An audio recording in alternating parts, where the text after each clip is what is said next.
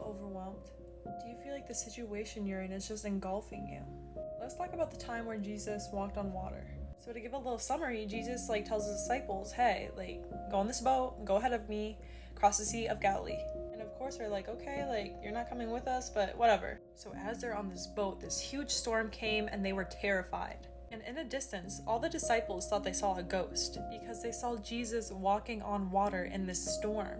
So Jesus tells them to not be afraid, and Peter basically said to him, Jesus, if that's you, tell me to come to you. And Jesus said for him to come here.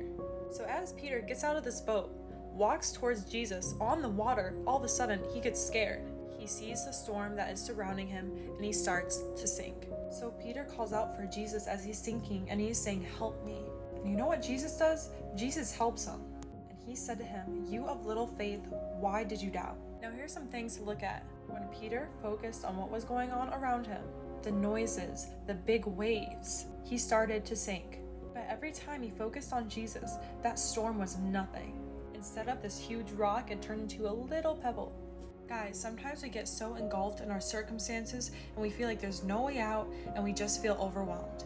But maybe that's because you're trying to find a way out instead of finding the way out. And the way out is Jesus. Jesus was in that storm with Peter. Jesus is still there with you in your circumstance, whether you see it or not. He is holding you up, and that's why you're still here. And notice how Jesus did not take away the storm, but helped him through it. The storm helped strengthen Peter's faith. And it didn't just help increase Peter's faith, but also the people who saw it. Guys, we are going to go through trials in life, and there's no way to avoid it. But there is a way that makes the storms not as big, and that is Jesus. So whatever you're going through, have faith and trust him that he will get you out, because he will.